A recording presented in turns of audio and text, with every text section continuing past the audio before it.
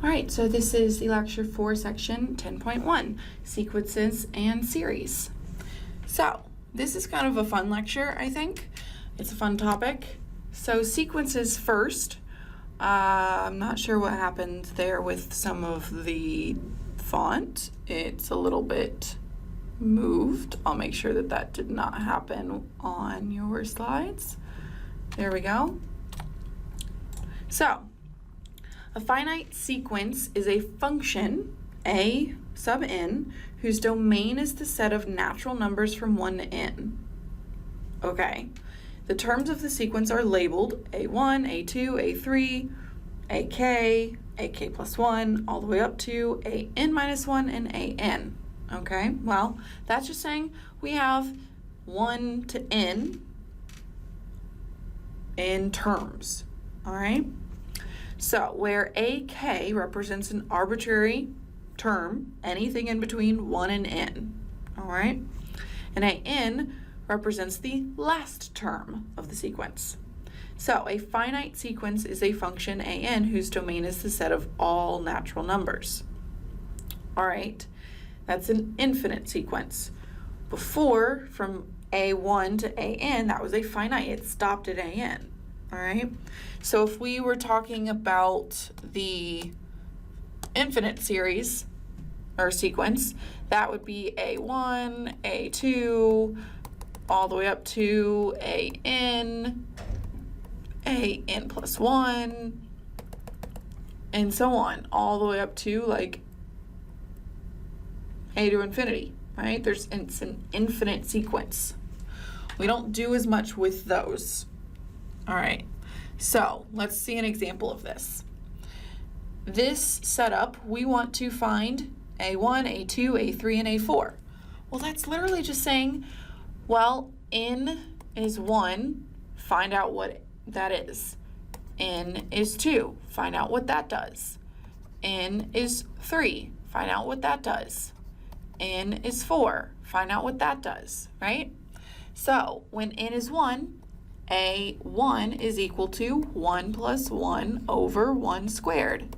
Well, that means 1 plus 1 is 2 over 1 squared is 1, so A1 is 2. So then when n is 2, A2 is equal to 2 plus 1 over 2 squared. So 2 plus 1 is 3 over 2 squared is 4, so 3/4. Then when n is 3, we have a third. So then we have 3 plus 1 over 3 squared. So 3 plus 1 is 4 over 3 squared is 9. So 4/9. Then n equals 4 is A4. So then we have 4 plus 1 over 4 squared. That's 4 plus 1 is 5 over 4 squared is 16. So 5/16. That's it. That's our setup, right? That's finding 4 terms of this sequence, okay?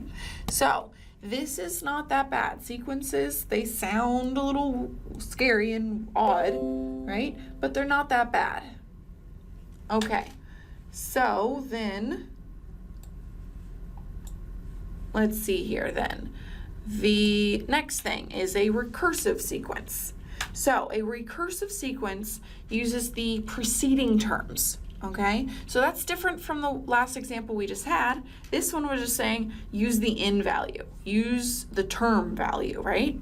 A recursive sequence is dependent on the previous term. So set up like this, right? Where Cn is equal to Cn minus 1 plus Cn minus 2. That's the 2 previous terms. Then An is equal to 5 times the previous term minus 3. Then An could be equal to the previous term squared plus 3, right? We have all these options. So then next example is to find the first 4 terms with a recursive setup. Okay, so now this gives us the first term. We need that, okay? So that means we know A1. A1 is equal to 3. Let's find A2.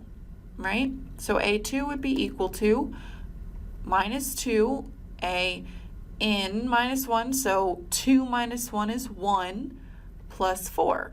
So that's negative 2 times 3 plus 4.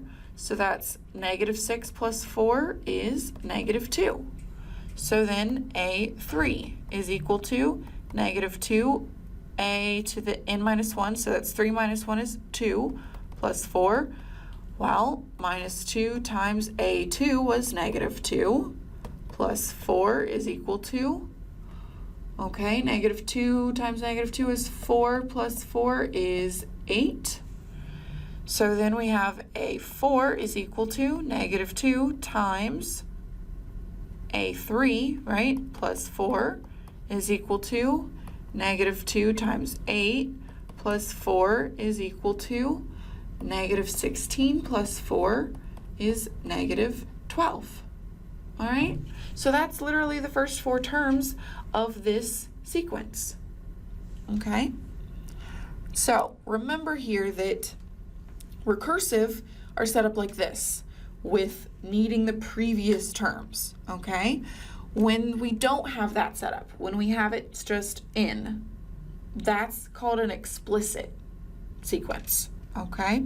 It's explicitly written out. You don't need to know previous terms. You just need to know what in is. Okay, so another thing we need to know for these is factorials. So a factorial is literally just a multiplication of a number and everything below it, okay? So if we have, if we have, well, 9 factorial. Well, 9 factorial is literally 9 times 8 times 7 times 6 times 5 times 4 times 3 times 2 times 1, right?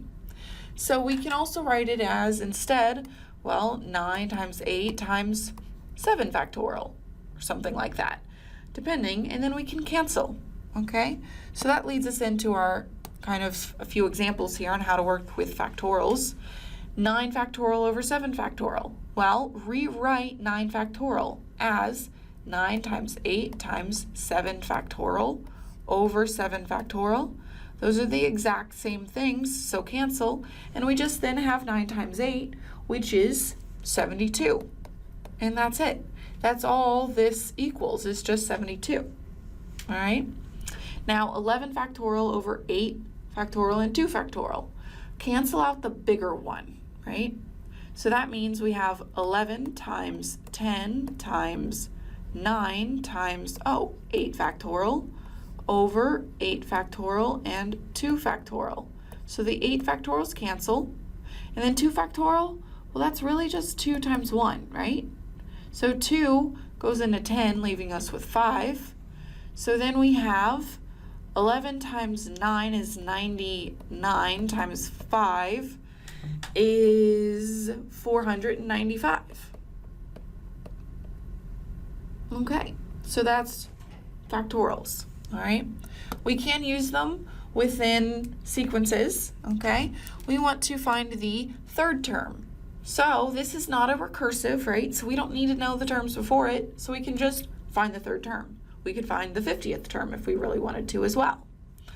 Okay, so then we have A3 is equal to 3 factorial over 2 to the third. So let's write these out. 3 factorial is 3 times 2 times 1, and 2 to the third is 8. So we can cancel a 2 out of both of these to leave us with just 4. So 3 times 1 on top is just 3 over 4. So the third term is 3/4, and that's it. All right, so the next thing is series and partial sums. So if we're given the sequence A1 to AN, the sum of the terms is called the finite series or partial sum, okay? And we call kind of partial sums S sub n, all right? So that's literally just saying adding up all the terms, A1 all the way up to AN, okay? So here, we want to find S4. That means we want to find S4 is equal to, wrong letter there, A1 plus A2 plus A3 plus A4. So we have to find all of those first. So A1 is equal to 2 times 1, which is just 2. So then A2 is equal to 2 times 2, which is 4. A3 is equal to 2 times 3, which is 6. And A4 is equal to 2 times 4, which is 8. Notice there's a distinct jump between all of these, right? Okay, that gets important in the next section. All right, so then S4 is equal to 2 plus 4 plus 6 plus 8. Well, 4 and 6 make 10, 2 and 8 make 10, so our total sum is 20. And that's it. That's a partial sum. They're not too bad, right? And that is also the end of 10.1.